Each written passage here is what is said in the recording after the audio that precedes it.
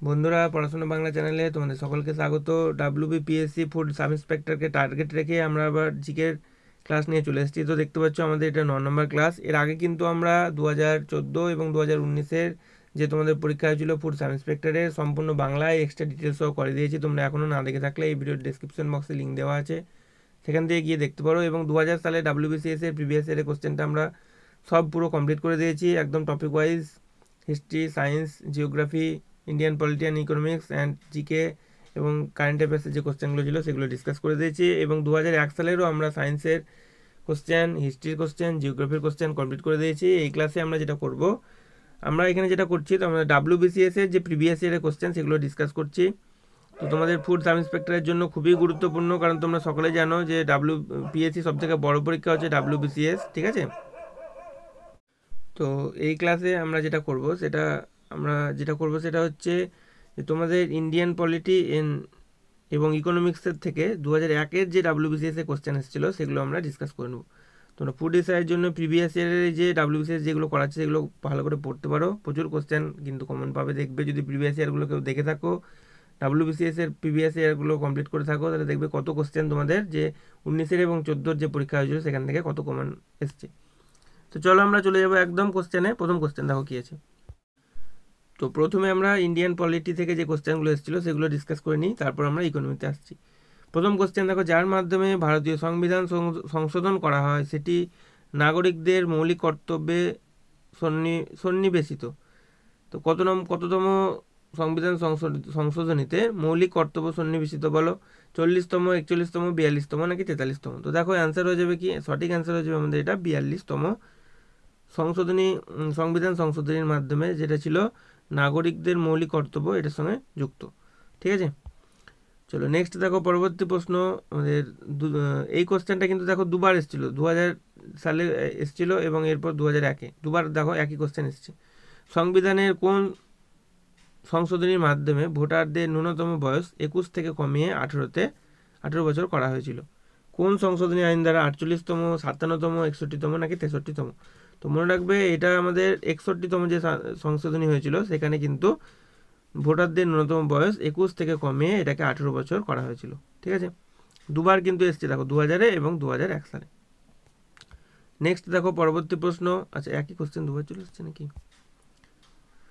61তম এটা হয়ে গেল। নেক্সট দেখো, এর সাথে মনে রাখবে তোমরা দেখো যে 54তম সংশোধনী আইন, সেটার মাধ্যমে কি হয়েছিল, যে ভারতের হাইকোর্ট এবং সুপ্রিম কোর্টের বিচারকদের বেতন বৃদ্ধি এই সম্পর্কে বলা আছে। এবং 36তম যে সংশোধনী আইন, সেটার দ্বারা কি, সেখানে কি বলা ছিল, যে সিকিমকে ভারতের একটি পূর্ণাঙ্গ রাজ্য বানানো হয়েছিল।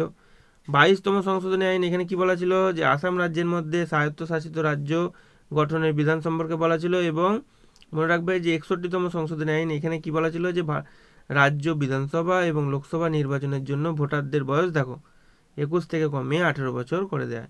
তাহলে এটা বলা ছিল কত নম্বর ধারায়? 61তম ধারায়। এটা কিন্তু সংশোধনী যে হয়েছিল 61তম সংবিধান সংশোধন, সেখানে কিন্তু বলা ছিল যে ভোটারদের বয়স 21 থেকে কমিয়ে 18 বছর। তাহলে এই সবগুলো কিন্তু তোমাকে একটু মাথায় নিয়ে যেতে হবে পরীক্ষা দিতে।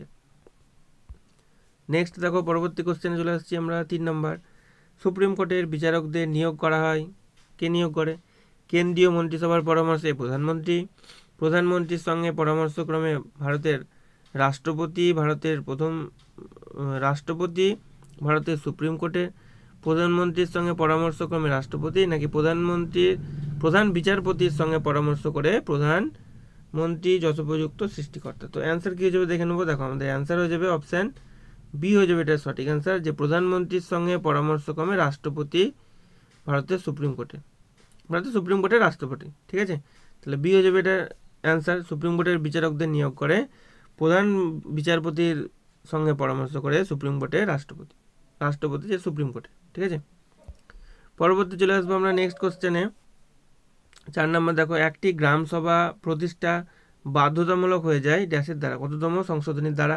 সংশোধনের 71তম, 72তম, 73 নাকি 74তম সংশোধনীর মাধ্যমে? তো দেখো অ্যান্সার দেখে নেবো আমরা। সঠিক অ্যান্সার হয়ে যাবে এটা 73তম যে সংশোধনী হয়েছিল সেখানে কিন্তু গ্রামসভা প্রতিষ্ঠা বাধ্যতামূলক হয়ে দাঁড়িয়েছিল, ঠিক আছে। এর সাথে মনে রাখবে দেখো যে সংবিধানে যে 73তম সংশোধনীর মাধ্যমে স্থানীয় স্বশাসিত প্রশাসনে পঞ্চায়েতি রাজ ব্যবস্থা চালু হয়, পঞ্চায়েতগুলোকে সাংবিধানিক মর্যাদা দিতে 1993 সালে সংবিধানের 73তম সংশোধন করে পার্ট 9 সংবিধানের অন্তর্ভুক্ত করা হয়। তাহলে 73তম সংশোধনটা পার্ট 9 কিন্তু বলা আছে, ঠিক আছে, এবং 1993 সালে এটা করা হয়েছিল। সবগুলো মনে রাখতে হবে। চলো নেক্সট দেখো, পরবর্তী প্রশ্ন, কল্যাণ রাষ্ট্রের ধারণা অন্তর্ভুক্ত করা হয়েছে ভারতের সংবিধানের কোথায়? প্রস্তাবনায়, মৌলিক অধিকারে, চতুর্থ তফসিলিতে নাকি রাষ্ট্রীয় নীতির নির্দেশমূলক নীতিতে? তো অ্যান্সার কী হয়ে যাবে? অ্যান্সার হয়ে যাবে রাষ্ট্রীয় নীতির নির্দেশমূলক নীতি, অপশান ডি হয়ে যাবে আমাদের এটা সঠিক অ্যান্সার। পরবর্তী প্রশ্ন দেখো, নির্বাচন কমিশন কাজ করে কার অধীনে কাজ করে? সংসদ, রাষ্ট্রপতি, সুপ্রিম কোর্ট নাকি কোনো কর্তৃপক্ষ নেই? তো দেখো অ্যান্সার হয়ে যাবে সঠিক অ্যান্সার কোনো কর্তৃপক্ষ নেই, অপশান ডি হয়ে যাবে এটা সঠিক অ্যান্সার। পরবর্তী প্রশ্ন, নিচের কততম ভারতীয় সংশোধনী সংবিধান দলত্যাগ বিরোধী আইন নিয়ে কাজ করে? তো কততম সংশোধনে বলা হয়েছিল যে দলত্যাগ বিরোধী আইন সম্পর্কে বলা হয়েছিল? 51তম, 52তম, 53 নাকি 54? তো দেখো সঠিক অ্যান্সার হয়ে যাবে 52তম যে সংশোধনী হয়েছিল সেখানে দলত্যাগ বিরোধী আইন সম্পর্কে বলা রয়েছিল। তাহলে বি হয়ে যাচ্ছে আমাদের সঠিক অ্যান্সার। এখানে মনে রাখবে, দেখো ভারতীয় সংবিধানের যে 52তম সংশোধনী দলত্যাগ বিরোধী আইন সম্পর্কিত দেখো বলেই দেওয়া আছে। এই সংশোধনীর মাধ্যমে একটি দল থেকে অন্য দলে অপসারণের ক্ষেত্রে সংসদ এবং সংসদ থেকে সংসদদের অযোগ্য ঘোষণা করে, এবং এটা কত সালে হয়েছিল? 1985 সালের 15ই ফেব্রুয়ারি থেকে এটা কার্যকর হয়েছে, এটাও মনে রাখতে হবে। নেক্সট কোশ্চেন 8 নম্বর, ভারতের রাষ্ট্রপতি আর্থিক জরুরি ঘোষণা করতে পারেন কত নম্বর ধারা এটা বলা আছে? 352, 356, 360 নাকি উপরে কোনোটি নয়? নিবন্ধগুলির কোনোটি নয়। তো অ্যান্সার দেখে নেবো আমরা, সঠিক অ্যান্সার হয়ে যাবে এটা 360 নম্বর যে ধারা, সেখানে বলা রয়েছে রাষ্ট্রপতি জরুরি অবস্থা ঘোষণা করতে পারেন। এইখানে মনে রাখবে, দেখো যে ভারতীয় সংবিধানের 360 নম্বর ধারা 360-এ আর্থিক জরুরি অবস্থা সম্পর্কিত দেখো বলে দেওয়া আছে। এর সাথে এটা মনে রাখবে যে এই ধারাটি রাষ্ট্রপতিকে আর্থিক জরুরি অবস্থা আহ্বান করার ক্ষমতা দেয়। এর সাথে মনে রাখবে যে ভারতীয় আর্থিক স্থিতিশীলতা হুমকির মুখে পড়লে রাষ্ট্রপতি এটি ঘোষণা করেন, এবং এটা 1975 সালের 38তম সংশোধনী আইন অনুযায়ী রাষ্ট্রপতির সিদ্ধান্তই চূড়ান্ত এবং চূড়ান্ত, এটা মনে রাখবে, ঠিক আছে। এটা 38তম সংশোধনীর মাধ্যমে এটা হয়েছিল, এবং কত সালে হয়েছিল এটাও মনে রাখবে 1975 সালে। পরবর্তী প্রশ্ন, পঞ্চায়েত রাজ নির্বাচিত সংস্থার মেয়াদ কত? 1 বছর, মানে পঞ্চায়েত রাজ নির্বাচন সংস্থার মেয়াদ কত বছর থাকে? 1 বছর, 3 বছর, 4 বছর নাকি 5 বছর? তো সকলেই জানি আমরা পঞ্চায়েত রাজ নির্বাচন সংস্থার মেয়াদ থাকে 5 বছর, অপশান ডি হয়ে যাবে এটা সঠিক অ্যান্সার। পরবর্তী প্রশ্ন দেখো, নিচের কোন শব্দটি 42তম সংশোধনীর মাধ্যমে ভারতের সংবিধান প্রস্তাবনায় অন্তর্ভুক্ত করা রয়েছে? বলো, সার্বভৌম, সমাজতান্ত্রিক, ধর্মনিরপেক্ষ, গণতান্ত্রিক নাকি গণতান্ত্রিক প্রজাতন্ত্র? তো দেখো অ্যান্সার হয়ে যাবে আমাদের সমাজতান্ত্রিক ধর্মনিরপেক্ষ, অপশান বি হয়ে যাবে এটা সঠিক অ্যান্সার। এইখানে মনে রাখবে তোমরা, দেখো যে সমাজতান্ত্রিক এবং ধর্মনিরপেক্ষ শব্দ দুটি 1976 সালের 42তম সংশোধনীর দ্বারা ভারতীয় সংবিধানের প্রস্তাবনায় যুক্ত হয়েছিল। পূর্বে ভারতকে সার্বভৌম, গণতান্ত্রিক, প্রজাতন্ত্র হিসেবে বর্ণনা করা হয়েছিল। পরবর্তীকালে যা দেখো সার্বভৌম, সমাজতান্ত্রিক, ধর্মনিরপেক্ষ, গণতান্ত্রিক, প্রজাতন্ত্র রূপে পরিবর্তিত হয়। তাহলে আগে ছিল কি? আগে ছিল আমাদের সার্বভৌম, গণতান্ত্রিক, প্রজাতন্ত্র, আর পরবর্তীকালে চেঞ্জ হয়ে কী হয়েছে? এখন হয়েছে সার্বভৌম, সমাজতান্ত্রিক, ধর্মনিরপেক্ষ, গণতান্ত্রিক, প্রজাতন্ত্র রূপে পরিবর্তিত হয়। তাহলে এগুলো মনে রাখতে হবে তোমাদেরকে, ঠিক আছে। চলো নেক্সট দেখো, পরবর্তী প্রশ্ন, ভারতে সরকার ব্যবস্থা আসলে ফেডারেল, একক, ফেডারেল বৈশিষ্ট্য সহ একক, আধা ফেডারেল?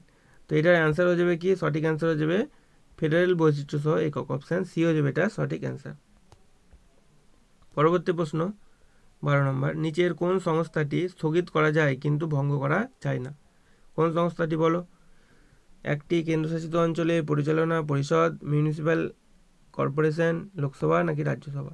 তো সঠিক অ্যান্সার হয়ে যাবে রাজ্যসভা। এটা স্থগিত করা যায় কিন্তু ভেঙে দেওয়া যায় না, অপশান ডি হয়ে যাবে এটা সঠিক অ্যান্সার। পরবর্তী প্রশ্ন, নিম্নলিখিত করগুলির মধ্যে কোনটি রাজ্য সরকার ধার্য করতে পারে? সম্পদ কর, আয়কর, পেশা কর নাকি রপ্তানি শুল্ক? তো মনে রাখবে যে রাজ্য সরকার ধার্য করতে পারে পেশা কর, যেটা সেটা অপশান সি হয়ে যাবে এটা সঠিক অ্যান্সার। পরবর্তী প্রশ্ন দেখো, ড্যাশ দ্বারা মূল্য স্থিতিশীল করা যেতে পারে? উৎপাদন, অর্থ সরবরাহ নিয়ন্ত্রণ, অবমূল্যায়ন নাকি এ এবং বি দুটোই হবে। তো সঠিক অ্যান্সার দেখে নেবো আমরা। তো সঠিক অ্যান্সার হয়ে যাবে অপশান বি, অর্থ সরবরাহ নিয়ন্ত্রণ। অর্থ সরবরাহ নিয়ন্ত্রণের দ্বারা মূল্য স্থিতিশীল করা যেতে পারে।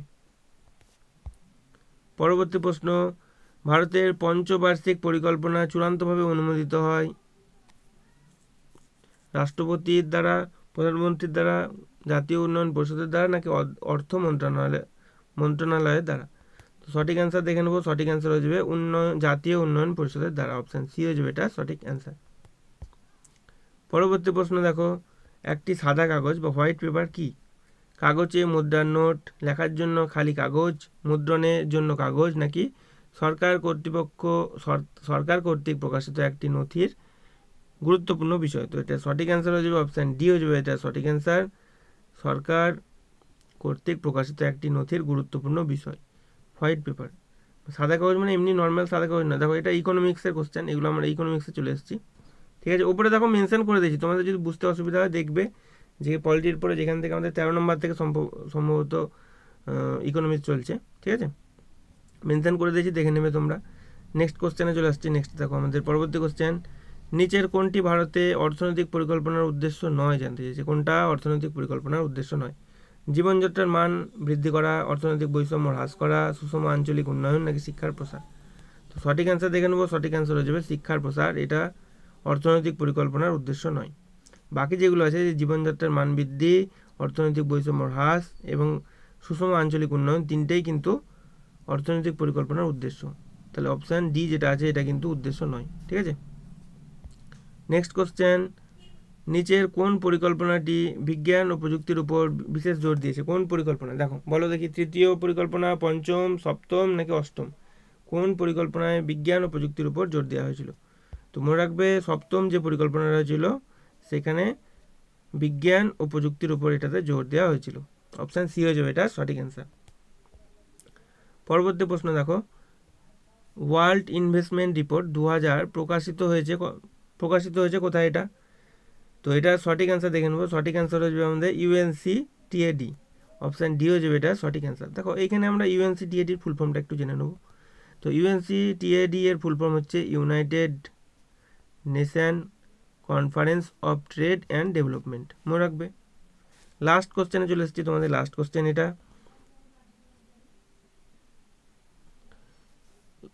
কমিউনিটি ডেভেলপমেন্টের প্রোগ্রামের লক্ষ্য কী ছিল? গ্রামীণ জনগণকে শিক্ষার সুবিধা প্রদান করা, গ্রামীণ জনগণের স্বাস্থ্যসেবা সুবিধা প্রদান করা, গ্রামীণ সম্পদের সর্বোত্তম ব্যবহার করা নাকি সমন্বিত গ্রামীণ উন্নয়ন? তো অ্যান্সার হয়ে যাবে আমাদের কি? আমাদের অ্যান্সার হয়ে যাবে অপশান ডি, সমন্বিত গ্রামীণ উন্নয়ন। ঠিক আছে, তো এই ছিল তোমাদের ইকোনমি এবং ইন্ডিয়ান পলিটি থেকে যে কোশ্চেনগুলো এসেছিলো 2001 সালে, সেগুলো আমরা ডিসকাস করলাম। এর আগের ক্লাসগুলোতে আমরা কিন্তু 2000 সালের যে WBCS এর পুরো একদম science, history, geography, Indian polity and general knowledge এবং কারেন্ট অ্যাফেয়ার্সের যে কোশ্চেন সেগুলো ডিসকাস করে দিয়েছি। এবং তোমাদের যে 2014 এবং 2019-এ যে ফুড সাব ইন্সপেক্টরের প্রিভিয়াস ইয়ারের যে কোশ্চেনগুলো পড়েছিল সেগুলো একদম সম্পূর্ণ বাংলায় এক্সট্রা ডিটেলস সহ করে দিয়েছি। তোমরা এখনও না দেখে থাকলে এই ভিডিও ডিসক্রিপশন বক্সে লিঙ্ক দেওয়া আছে, সেখান থেকে দেখে নিতে পারো। তো নেক্সট ক্লাসে আমরা তোমাদের যে 2001-এর যে কারেন্ট অ্যাফেয়ার্স এবং জেনারেল নলেজের যে কোশ্চেনগুলো ছিল সেগুলো ডিসকাস করে দেবো। তো ভিডিওটি যদি তোমাদের ভালো লেগে থাকে একটি লাইক করে দেবে, চ্যানেলে নতুন হয়ে থাকলে চ্যানেলটি সাবস্ক্রাইব করে নেবে এবং ভিডিওটি তোমার বন্ধুদের সঙ্গে একটু শেয়ার করে দেবে। তারা যদি ফুড সাব ইন্সপেক্টরের জন্য প্রিপারেশন করে থাকে, তোমরা WBCS এর যত পরীক্ষা হয়েছে বা PSC যত পরীক্ষা হয়েছে প্রিভিয়াস ইয়ার, যেখান থেকে পড়ো দেখবে প্রচুর কোশ্চেন কিন্তু তোমরা কমন পাও। যদি তোমরা প্রিভিয়াস ইয়ার মিলিয়ে দেখো WBCS থেকে, দেখবে যে তোমাদের 2019 এবং 2014-তে যে কোশ্চেনটা এসছে সেখান থেকে কত কোশ্চেন তোমরা কমন পাবে। তো নেক্সট ক্লাসে আমরা কারেন্ট অ্যাফেয়ার্স এবং জেনারেল নলেজের যে 2001-এর যে কোশ্চেন সেগুলো ডিসকাস করবো। এই ক্লাসটি এতটাই।